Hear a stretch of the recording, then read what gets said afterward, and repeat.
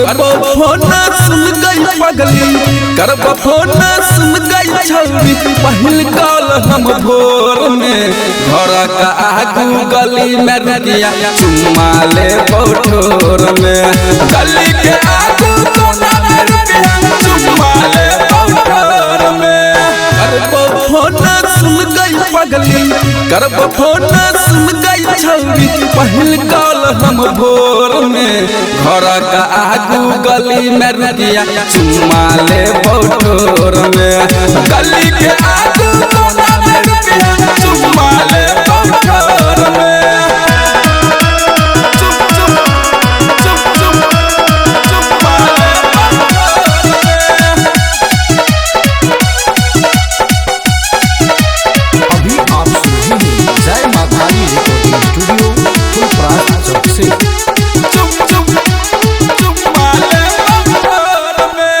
मन का आस पूरे बहु तो हर दिल को प्यास बुझे बहु गई, घर में भौजी सूतल रहतो ओकरा नहीं उठे बहु गए।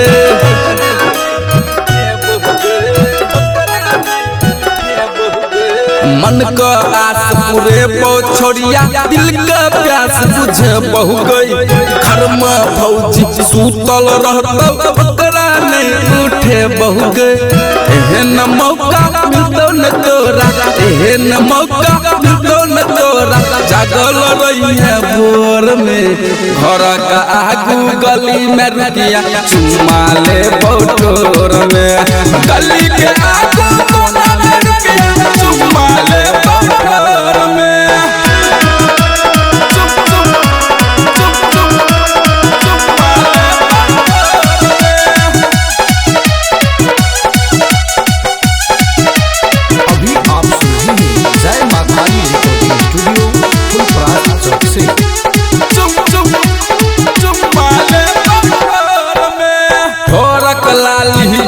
के तो हर दिल के बात बते बहु गई, घर में चुगली करे भौजी ओकरा हम बाटे बहु गए।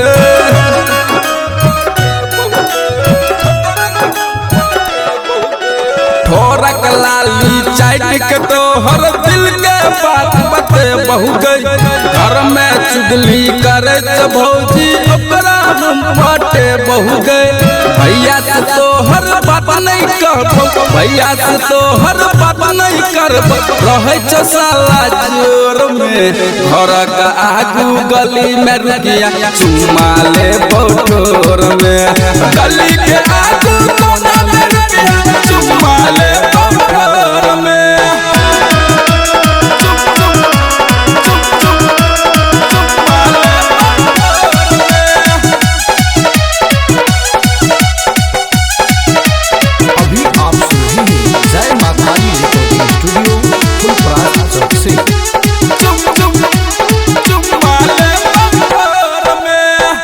बरस के काचे उमर छौ पूजन तू सियान गई, कन्नी रहतो एन्नाई जन्नाई कते पौजा बन गए।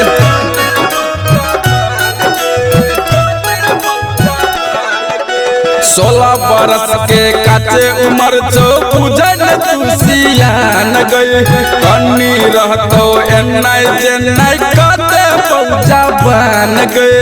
राखे अपन बच्चा के सबसे, राखे अपन बच्चा के सबसे, देखबो हम ई जोर में घर का आगू गली में रतिया चुम्मा ले ठोर में, गली के आगू कोना में रतिया चुम्मा ले ठोर में। जय मां काली रिकॉर्डिंग स्टूडियो फुलपरास चौक से 91 13 90 67 65।